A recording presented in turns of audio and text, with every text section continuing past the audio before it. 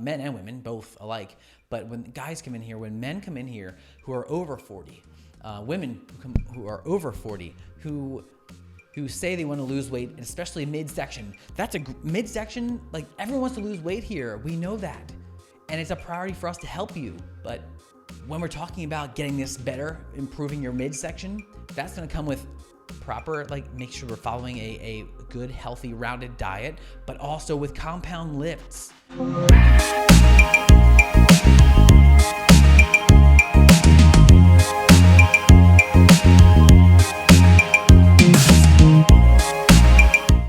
Hey, welcome back to the BentOnBetter podcast. It's me and Nick here, and we are here to talk about a really good topic today. But I think before we kick off, Nick, how was your weekend? It's fantastic, man. Yeah? Had a really fun weekend. What made it so much fun this weekend? Well, we celebrated one of my friend's birthdays this weekend, and as a result, we went out, we ate, we drank, and we were merry. What did you end up good eating? old time. What did you end up eating and drinking? Plenty of French fries. Yeah? Yeah, French fries are French fries are my guilty. Like whenever I'm drinking, just like Yeah. and it's cold season now too, so like drinking a nice dark beer right now is just like one of my favorite things. Packing it in for the holiday season, I guess, right? This is I used to call this bulking season. Like bulking season was anywhere from like late September until like April. It's like bulking season. And then after that, I would be like, all right, let's lean out. Let's focus on leaning out. Just kind of eating whatever. Bulking for me was like eating whatever and like aimlessly, not aimlessly, that's better. That's a weird, bad term. Eating it without less of a priority of like trying to make sure that I'm staying within my like caloric limit, making sure that I'm doing things, and really focusing a lot more on like major compound lifts and like bigger movements. So I would use that energy and just lift really heavy in the winter. Yeah. And then in the few months of the summer when I was trying to like be a little more lean and like, be bathing suit ready, I would tube top ready. Yeah, tube top ready. A Speedo ready. Look up my Instagram, you'll see me in a Speedo. Or just Google Matt April Speedo. Yeah. Actually, I don't know. I don't know what will come up there. Be Maybe careful. Don't do that. Don't do that. Be careful. But it'll be all about having heavy lifting because we have all this extra energy, right? You're taking in more calories. You have extra energy. Let's use it. So I'm lifting really heavy, and that's always has served me well because who wants to focus on like following a very specific diet plan, not to say like you have to follow a diet plan, but like who wants to follow that during the holidays? Like you want to be able to, hard. You want to be eating and be merry, like you said, and be flexible and enjoy the moment, right? So today we're going to talk about that, right? We're going to talk a little more about compound lifts. Yeah, it's a great topic. And we're going to talk probably a little bit about eating and how it ties into how a lot of our members want to frame lifting and working out and that goal of like trying to lose weight and trying to change their body composition. Right. Yeah. And so using compound lifts as almost like almost like an analogy. If you're bulking during the winter months, you can almost compare that to like hibernating. We'll say we're packing in the energy, right? Yeah. But instead of sleeping and, like hibernating like a squirrel or something. I don't know. Do squirrels hibernate? Is that a thing? I have no idea. Squirrels are out in the winter, right? Idea. They usually wake up. I have no idea. They're up and about. I think they just store their nuts, right? I don't ever see them in the snow though. Do you know? They're hibernating probably, right? I guess, I don't know. They hibernate. Man, we are not the best at like... Yeah, unicorn. Yeah. Alicia would be like, unicorn. But like instead of thinking about sleeping while you're consuming and bulking, quote unquote bulking, you're compound lifting, and that's your way of, and not to say that you're not compound lifting when you're not bulking, but that's a great way to get rid of some of that energy because gosh, do you need it when you're doing those lifts? Yeah. And so to clear the air, this is probably important for people who are listening. What's a compound lift? Like why? I mean, maybe we should start there. Do you want to take that or do you want me to take this? Let's make it a team effort. Okay. So compound lift, for the super simple version of it, is any major exercise that's going to recruit the most amount of muscles for that movement. So a squat, right? Great example. A deadlift. Beautiful example. Even bench press and like things like bent over rows. Mm-hmm. Those require a lot of control, a lot of recruitment. So recruitment meaning like you are just like making them all work together at one time. So you have to mindfully think about it and not just go through the motions of exercise. Right. Spreading the strength across the body instead of just trying to isolate it to like one little muscle. Hence the name, right? Again, compound. So, and I think even more so, compound comes from meaning compound joint movement, right? You're doing multiple joints are moving at the same time as opposed to just one joint moving. For instance, people who are like, joints moving, what is he talking about? Picture yourself holding a dumbbell in your right hand, and you're going to curl it up and put it back down. That's called a bicep curl for anybody who's like, oh, I know what that's called. It's called a bicep curl. Or when you go to drink a beer, right? The beer drinking motion, lifting it up from the table to pour into your mouth. Are you doing more of like a, right? I guess you're always going to be bending your elbow more. Yeah, right. I know it doesn't look like this. Yeah. Let's imagine you've got a stein. You know, in the movies, the Germans always have the big old steins. Is that what it's called? Right? Yeah. They grab it by the handle and they glug, glug, glug, right? There's your beer drinking motion, right? So picture that. That's an isolated movement. We'll call that. Versus the compound movement, which is what Matt was describing earlier, which is this multi-joints moving at the same time. That was good. Yeah, that was good. Yeah. And so for us, when we're talking about coaching our members here, we try to build our program around compound movements. So you'll always see it every single day, every single week. There's always going to be a squat or a deadlift or a row or a bench press, like one of those four, if not maybe two of those things in the program for the day. And a lot of people get caught up in this idea of like needing to have variety, right? Yeah. People think like you see it on Instagram, which is terrible. You see it on YouTube. You see it everywhere. Like multiple really fit people doing lots of crazy exercises that most of us have we should have no, like you should not even be considering doing those. Nothing's going to benefit you from doing those things. They're fun. Like I've been guilty of it. Like I'll find things like back, especially like early, like after I had graduated college, it was early adult years. I was like looking for every new thing to try, and I would do it. Like I remember seeing someone doing pistol squats on a kettlebell handle. And if you look back through like my Instagram, I was doing those things. I was like with my foot along the long part of the kettlebell handle doing pistol squats. As if you were balancing on like a tightrope? I was balancing on the kettlebell handle. So I'd be using like an 88-pound kettlebell. A bigger like something handle. really big that would move around, a bigger handle. But I was still trying to do squats on those handles. Wow. Like, because I saw someone doing it, I was like, wow, that's got to be, that's Talk super. about risk reward though. I mean, yeah. Jeez. It's not, if you screw up, that's a big risk, it's right? not worth it. It's not worth it looking back. It's like, the man, payout. It's really just an athletic accomplishment more than anything. It's like, I did it. Yeah. Okay, great. Now what are you going to do with it? And it's the same thing with so many other, fitness facilities and whatnot, where they have these multiple movements going on with one exercise.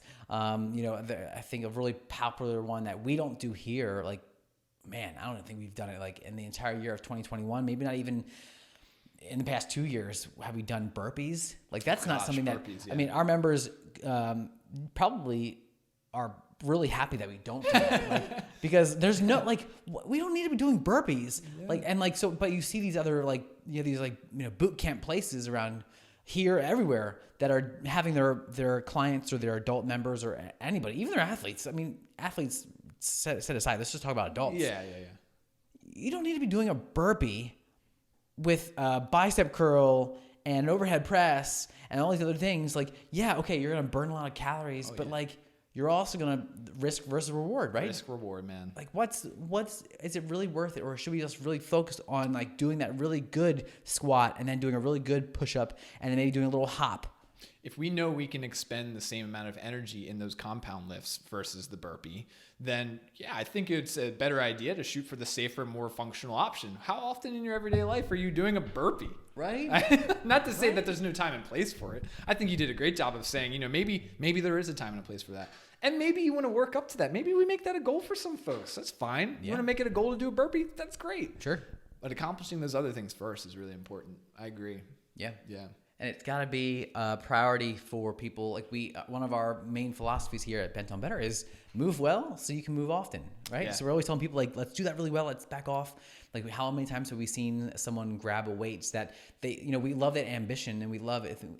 It's so great when people think and believe in themselves that they can go for something bigger, but then they're doing the exercise and like, it does not look good. It does not look safe. And for us, we're like, we'll say something like, hey, like let's just take our time here and be really mindful. And that's just our really polite way and professional way of saying, like, that's not going to help you long term. Yeah. You may not feel any pain right now in that movement. You may not feel any problems right now, but if you continue to do that over and over and over with a loaded movement, so like having heavy weight or even just any weight, it's not going to benefit you in the long term. And that's what we have to focus on, right? It's the long term. Yeah. I used this cue earlier today. I'll get specific here and give an example of treating the kettlebell. We were doing a deadlift with somebody. I won't use names here, but I was doing a kettlebell deadlift with somebody, and they picked up a lighter kettlebell. I pointed out to them and said, let's stay light here. I pointed to the kettlebell, and they came back to me with this rebuttal of, well, isn't that too light? And I kind of I took the moment to think and say, all right, so how do I convey to them that it's not about the weight of the kettlebell, it's about the intensity of the exercise? And I said, okay, if you believe that weight's too light, imagine it weighs, I don't know, 200 pounds. Right, it happened to be a 35-pound kettlebell. I was like, well, imagine it weighs 200. Now, I'm not saying that you're going to try and yank with all your force that you possibly can to get that kettlebell off the ground, but you spread your strength across your body in such a way that the intensity, it feels like you're turning the volume knob from 6 up to 8 or 9, just simply by the force that you're doing in your starting position and through the movement. And what do you know? That just framing it like that was like, whoa. Suddenly this kettlebell feels so heavy, and yet I'm able to move it very easily. How did you do that? It's like, wasn't me, man. That wasn't me. That was you. Yeah. But that's exactly it. Like, so we talk about compound movements as recruiting lots of muscles, but also using lots of joints in those movements. Yeah. But also it's the framing of you're setting yourself up as if you're about to lift 200 pounds in a deadlift when it may only be 35 or 70 or 100. Yeah. It's creating enough tension, embracing yourself enough, embracing meaning like you're tightening up your body, right? You're bracing, so tightening up your entire body so that you are going to recruit the right muscles, feel comfortable and confident, but also know that you're protecting yourself, specifically your spine. Yeah, like you have to protect your spine. And we've heard it too often.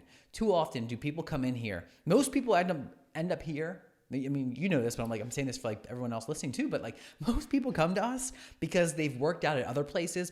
That's the key term. They have done workouts at other places, whether they are a higher tier option where you actually have a coach there instructing you, or it's a lower tier option where you just kind of show up and you're paying the monthly fee to like rent access to using their equipment, right? And there's anything in between. But most people come here because they've injured themselves or they've had pain with other workouts in other places, and they come here to resolve that pain. And so we're taking that look as like, okay, let's look at it from a bird's eye perspective and look at it from a fitness professional perspective and say, what's going on with that movement?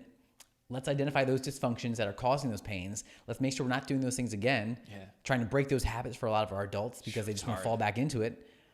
And then eventually see that progress. And that's the key point there is progress over perfection. Yeah, I think we tend to see injury happen the most. I think you'll agree with this too. We tend to see injury happen the most when we try to do too much too fast. Yeah. And that's applying the concepts of safe technique, all these different things. Don't get me wrong. There's a time and place for when you can allow your spine to bend when you're picking something off the ground. We happen to here at BentOnBetter, we happen to train that movement in such a technical way because we want to prepare you, build resilience for the times that you can maybe allow your spine to bend a little bit more or not. But ultimately, when you're moving heavy weights and we're doing it with very intentional technique, it's going to feel inefficient. At times, you're going to say, wait, why are you relating this to real life when it feels so darn robotic and everything here? And the point is, well, you're building your ability to then, go out later and do these things without worrying about that. Yeah. And that's why we do repetitions too, We can practice multiple instead of just one and done. And be like, I screwed up. Darn, I'll wait until the next time I come back. It's like, no, you got multiple chances to try and make up for that. And we're focusing, and so I'm going to summarize what you're saying. Go for it. We are focusing on, you ready for this? I'm going to blow your mind. We're focusing on and a part of the fitness journey that most places don't focus on, which is identity. So we're focusing on changing someone's identity with the habits that create who they are. So think about it like this, like, dude, like how often do you need to like, like when you wake up in the morning, like you don't have to fight to try to go pee, right? Like you're not gonna fight to go pee. Like it's a natural thing, right? Like you've been holding your pee all night. Like you know you have to go to the bathroom really bad. Like you wake up and you're just like, all right, I'm just gonna go. You don't have to be like, oh, I gotta make myself pee. Like oh, I woke up now, I need to pee. Just like it happens. Same thing with like brushing your teeth. Brushing your teeth. Like you don't have to fight every single day when you brush teeth every day, right? Oh yeah. You wake up in the morning, you brush teeth, right? When you wake up in the morning, you don't have to fight yourself like, let's go, like bang yourself in the face, like, let's go. Like this, you don't have to hype yourself up to brush your teeth. No, it's I part guess of your, not. It's part of your habit. It's your identity. You like to make sure that you're taking care of your oral hygiene. Yeah. It's the same thing with fitness. Like we are changing people's perspective, and we're making a habit. So like picking up the kettlebell with this robotic like instruction of like good, hinge back of the hips, just bend your knees, tighten up your core, pull your lats down and back, make sure everything's lined up. Good. And then press from the ground with your heels. Good. Come up all the way up, full motion, all the way. Good. Lock it out. Finish that movement. Right. We're doing these step-by-step movements to create these habits that don't need to be cued eventually. So that way, when you are at home, you're not getting ready to pick up. Like if you need to move your couch, you're not going to like think, okay, I need to sit down, brace, breathe, do all these things. You're going to just like kind of do it Instinctually. Instinctually, you're just going to try to pick it up from one spot and move it to another spot. Right. But if we can teach you, like this is what we do. If like we can teach you how to do it properly, you will then have a better chance of doing that, moving that couch properly than you would if you just like bend over and also bracing and like controlling and understanding, like letting your muscle be more resilient.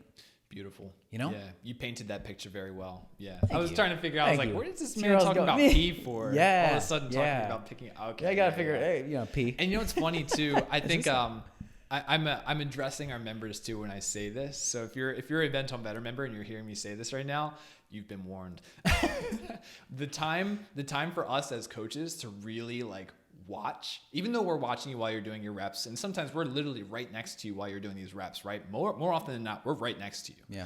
But the times when we walk away and when we might not have our eyes directly on you and we watch as you move a weight from one side of the gym to the next without there being a program movement there. So there's no, well, sometimes there are. Pick up and move, right? We have that actually programmed in. But sometimes it's not like pick up that dumbbell from the rack and bring it back to your spot. And when we watch you do that, we're looking to see, are you using your technique? And if you're not, more often than not, again, and I know you do this too, you'll go, hey, sorry, not to go, pop the mics here. Sorry to anybody who's listening with headphones Blew out an eardrum. Go, hey, redo that motion. What you just did there. And they go, what? What do you mean what motion? I'm like, no. You just picked up that dumbbell to bring back to your spot, right? To use later. Yeah. Okay. Now show me how to use your technique to do that. And it's like, oh, wait a minute. They start to draw the lines of, so you mean to tell me every time we practice that movement before, you still want to see me do it after the program's done? Yeah. Like, you just hit it. Like that's exactly what we're trying to do. Mm-hmm. We are, when I was getting started, I don't know if you've heard me say this, you probably have, but when I started working with athletes, so this was back in 2010 when I started my like internship working for Prezi, we were being told, so my employer at that time, he would say like practice even when you're not practicing, because it's when you're not practicing that you tend to fall short. So practice even when you're not practicing is going to help carry over into practice. And then perfect practice makes for a perfect game, or perfect practice makes for like the best game possible. So in terms of athlete, that makes sense. But in terms of our adults, what that means is practice when you're not practicing. So at home, when you're brushing your teeth, right? Go back to this idea. Sure. Make sure you have great posture. When you're picking up a kettlebell or a dumbbell to move to the other side of the gym where that's going to kind of be your area where you're going to do your entire training program, pick it up with good form. Yeah. Like brace, even if you're not fully warmed up, even if you're not in the mindset yet, like think about it as if you are getting ready to do that workout, that training session. Like brace, control, breathe, lift properly, put it down properly. And that way you're preventing yourself from ever truly having an injury. Mm-hmm. Like it's not guaranteed, but it's gonna have a much better chance. I'd rather take those chances versus just like going and hoping that it works out for me. Right. It comes back to the initial thing that we said earlier with risk reward, right? It's almost like calculated risk. Yeah. If you know that you can improve your odds of being resilient, again, there's that word. We use it so much here. Improve your odds though. Then why wouldn't you want to practice that every single day so that your odds become slimmer and slimmer of occurring an injury or something like that? Yeah, man. So what are the benefits? So like we talked a lot about like I think a lot about the benefits. Let's just recap the benefits of doing compound lifts versus, and like where would be a great place to switch it. So for people who are listening or watching, they might be thinking like got it, cool, I understand like safety is important there, but like why should we do compound lifts in terms of like, if I'm not worried about injury, like why should we be doing compound lifts? Like why should we focus on those? Oh man, we have so many, and I'm hoping we're going to tag team this because I think there's plenty of benefits we can talk about. I mean, right off of the bat, we kind of hit it a little bit earlier, but it's funny because it's almost an inefficient way to train when thinking about energy burning, right? Because when you perform these compound lifts, you are really thinking about spreading that strength across your body. And you have to, in order to move all those joints through the right ranges of motion, you kind of have to, you have to think about when I say squeeze your glutes. Okay, yeah, you better squeeze your glutes when you're doing like a deadlift. You better also make sure that you feel those hamstrings feeling springy when you're at the bottom, right? You better make sure you feel those things. And so in that regard, you're burning lots and lots and lots of energy, which is good, I think, for a lot of our members and folks who are out there training, because that is I think that's one of the bigger goals, right, in the fitness industry, is burn the energy so that you can, stay more on track with whatever if you happen to have, what would you call that? Sorry, what's the proper term? Fat loss goal, weight loss goal. Weight loss goals, correct. Changing your composition. Right. Body composition changes, so that's important. So again, using that word again, inefficient, for something that ends up being higher intensity. For men in particular, this is crazy. I know I'm kind of going off topic a little bit, or I'm sorry, I'm going a little bit of a tangent here, but for men in particular, compound lifts in the literature have shown to improve your levels of testosterone. And so a lot of men out there, it's kind of an unfortunate thing that's happening. I don't know what the statistics are exactly right now, especially like in the United States or globally. I know that testosterone is a topic that gets brought up a lot, and in the fitness industry in particular. And compound lifts have this super amazing effect across your body of helping your body optimize the release of testosterone, the production and the release of testosterone. And testosterone, as you know, is important for muscle growth, especially in men, right? Yeah. And so it's another amazing thing you can do that's natural for your body. You don't have to worry about taking a specific supplement or trying to get a shot. Oh my gosh, I don't even know what type of treatments are out there for testosterone. Not to say that they're invalid by any means. I'm not trying to discredit the medical community. But you obviously want to go the more natural route of like producing it yourself and using your own body. Being more reliant on yourself. Yeah. And if you have the tool to do it, compound lifts, man, why wouldn't you do it? And this is important, if I can interrupt. This is also important. I'm going to look at the camera here because I want to speak to you guys specifically. This is not just for men.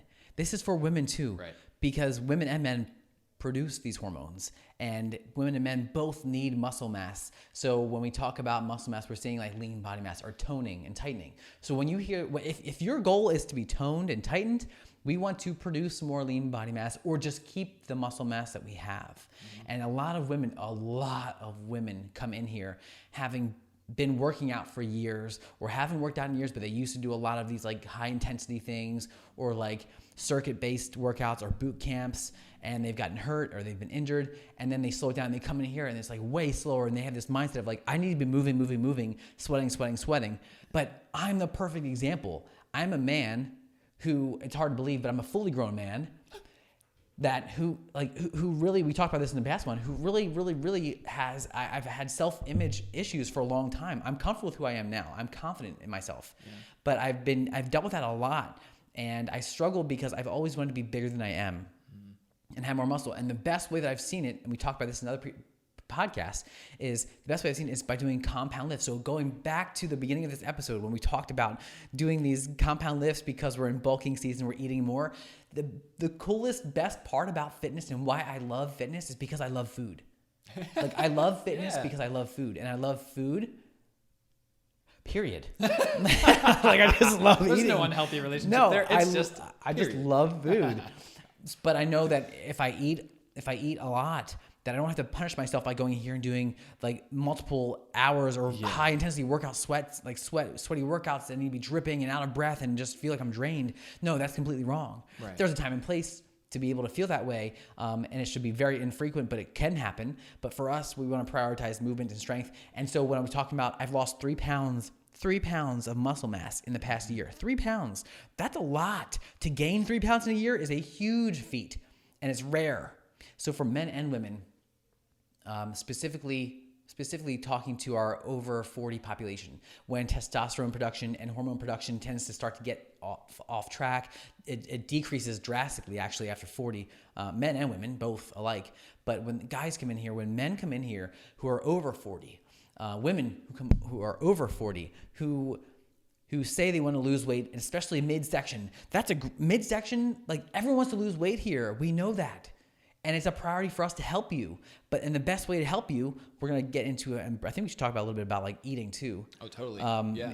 About like some tips about what we have for like eating, like protein, right? But when we're talking about getting this better, improving your midsection, that's going to come with proper, like make sure we're following a good, healthy, rounded diet, but also with compound lifts, squats properly, deadlifts, doing them properly. Bench press or some sort of upper body focused pushing movement, and then upper body focused pull movement like a row. Those things that recruit lots of muscles with heavy weights will help you sustain what you have. And when we bring it back to now, like the women, when women hear that they need to gain weight, they get really not necessarily, maybe sometimes offended, but like really defensive and put the guards up. And sometimes it's hard to speak to this. So I'm speaking to you, but I'm also speaking to everybody else who's listening. If you're someone who's feeling like you are struggling with weight loss, if you're someone who, like if someone is struggling with their body composition and they want to improve their image and they want to improve themselves, how they feel, how they move, maybe there's some areas that are extra fluffy that you don't want to have extra fluff, compound lifts are going to be the answer, the half of the answer to the story. The other half is a diet. Yeah. Do you want to add anything about the compound lifts before we get into that little tip about diet? Well, it's cool because, we actually kind of mentioned this to each other right before we sat down to record this podcast. We were talking about how an exercise like a sit-up, let's say, or a crunch, sometimes is included in everybody's, at-home programs, what they do on their own before they discover BentOnBetter, right? Or even in other programs. And not to say that there hasn't been sit-ups in our programs, right, or some form of an abdominal focused exercise, but you and your compound lifts will naturally work those muscles. In fact, when we're talking about isometrics, when we're really so when we're squeezing, think about if you want to do this as you're listening to this, just create what we call a shield through your abdomen. If you're standing and listening to this, if you're driving, right, don't do this. But if you're standing and you're listening to this, maybe sitting, maybe you can do you can do this when you're sitting. I want to make the point standing first. So if you're standing, try and draw your rib cage, the bottom of your rib cage, toward your hips. You could think about is almost flipping, if you had a belt buckle, up toward your face a little bit, not so far again that you feel your whole tailbone go underneath your body, but do this without losing your height. Do this without your body crunching forward, right? So immediately when you start to do that, you should feel, to some extent, your abs kind of, kick in a little bit, right? Yeah. They feel energized, okay? And so that type of feeling, that shield, right, without going too deep into creating a full shield, that's kind of like your superficial shield, that is used in all compound movements. We're using that 100% of the time when we're doing compound lifts, including, yes, bench press, and bent over rows. In fact, I hear it all the time when people are bench pressing, what's the importance of, not to go too deep into detail, but what's the importance of trying to keep my back arched versus flat during a bench press and these different body positions during a bench press? I'm like, well, look, as long as you've got integrity, we'll say right now, for the basic level right now, we're not going to dig deep into this topic, but as long as you've got integrity through your midsection, through your torso during a bench press or a bent over row, you're going to be in pretty good shape. We can fine tune after that. Yeah. We'll talk about the specifics that make sense for your body, right? Because everybody's body types are a little different. We have to consider different things for spines, but you're using it all the time. How do you so when people go, I want to lose the fluff in the midsection, and I also wouldn't mind if I saw some abs. Look, I'm not promising you're going to see the abs right away, but they're certainly going to be there and they're going to be used. Yeah, so hold on. Go for it. Wait, okay, hold on. I got to talk about this. So we can, speaking from experience, this is the most humble of statements possible. But we both have abs that are easily visible with our shirts off, right? What are we about to do right now? No, yeah. You ready for this? No, everyone who's listening, you're gonna miss out. If you're listening, listen to our abs. Ready? Okay. Check it out. What are you saying? We have abs, but like that has come from years of compound lifts. And yes, I've done ab rollers. Yes, I've done crunches. I've done all these different isometric movements that have helped like building your abs. But if you want to see abs, that's going to come down to compound movements, right? Because we got to recruit more muscles to burn more calories, to use more energy to build lean body mass, and then we have to eat well.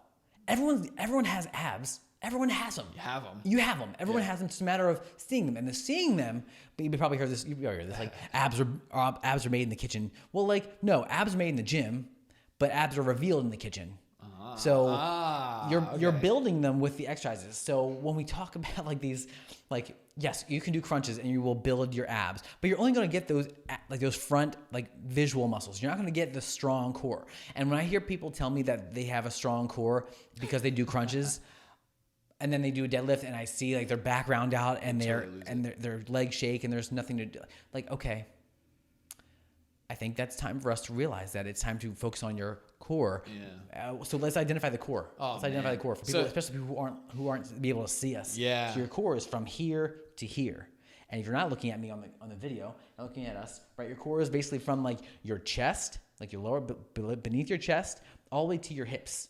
Like that's your core. Let's break it down one step further, because I think this is really important. The term core is so overused, way too overused right now, and it always kind of has been.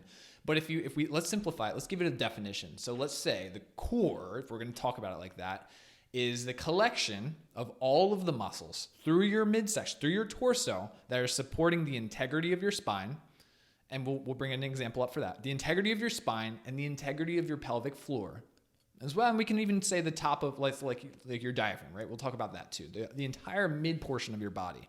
So yes, that's not just your abdomen.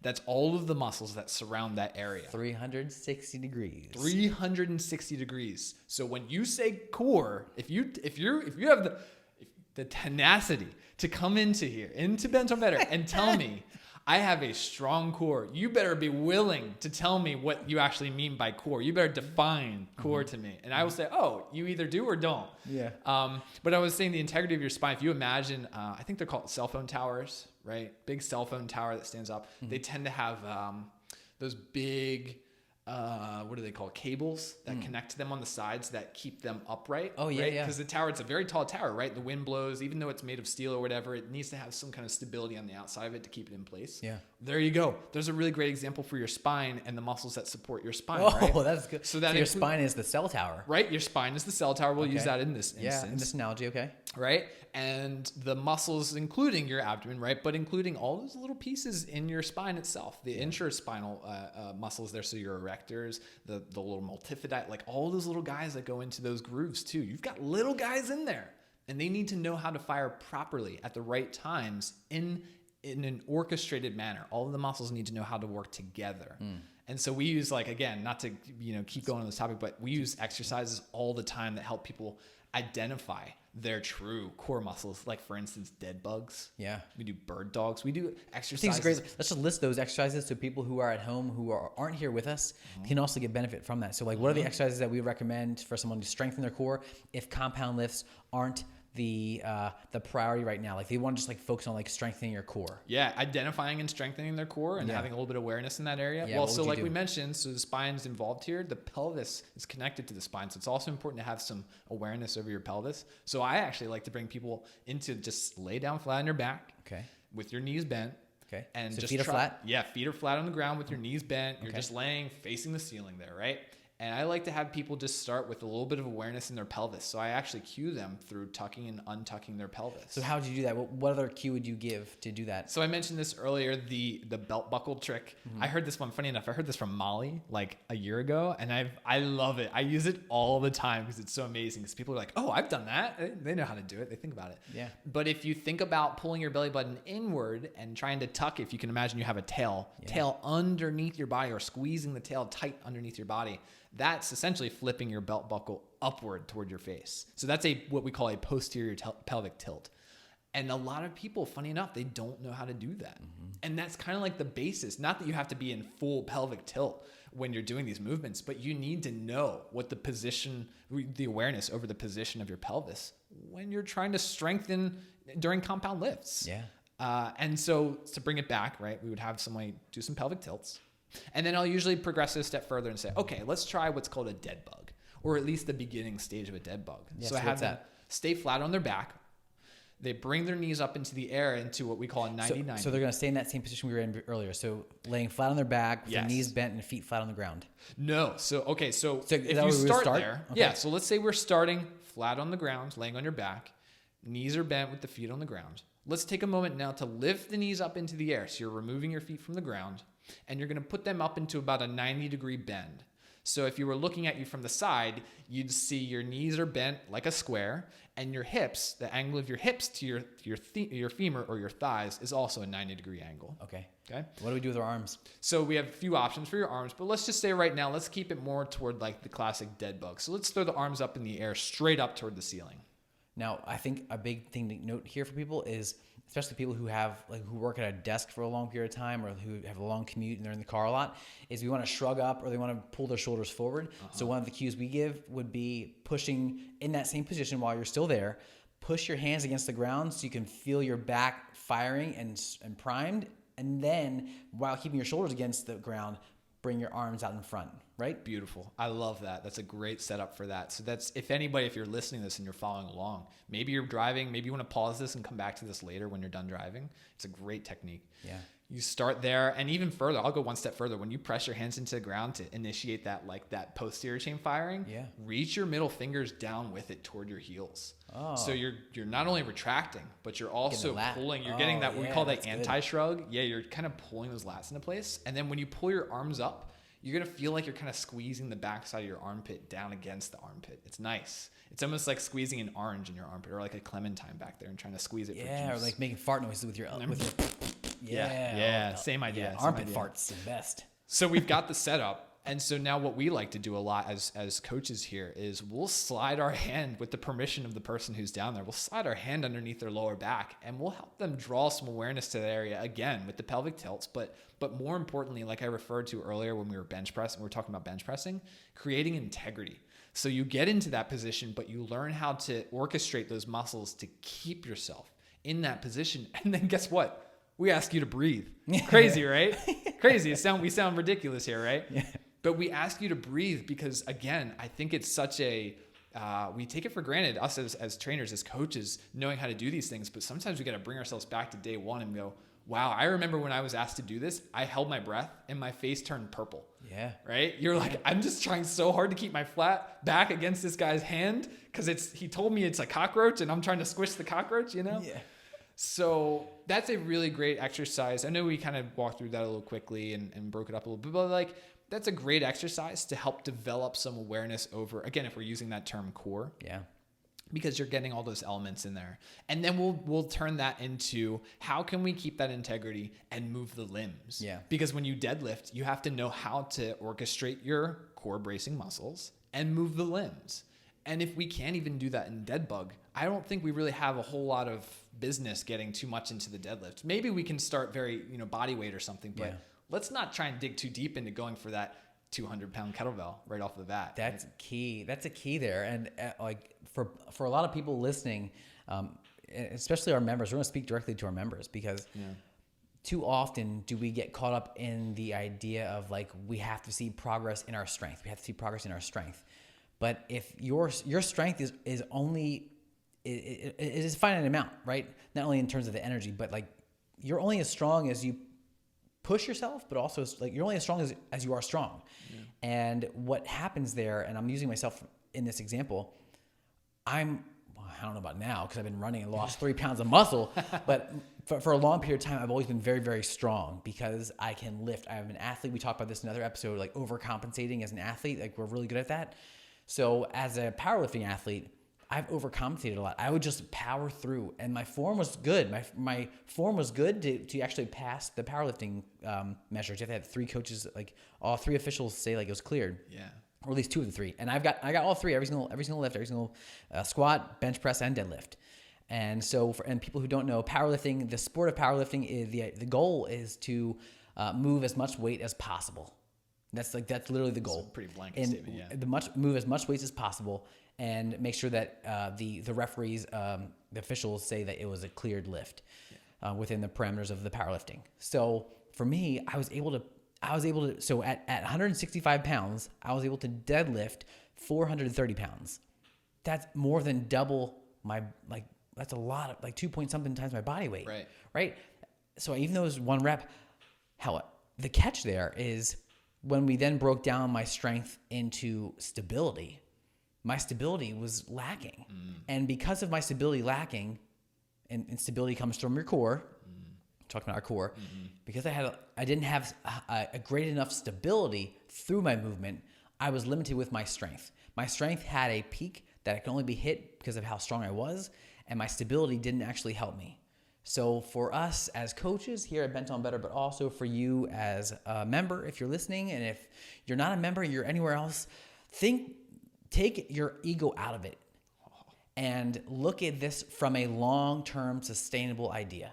Are you someone who just wants to sweat, or are you someone who wants to see progress in your body composition, in your strength, in your energy, in the way your body moves, in the way your body feels when you're not moving?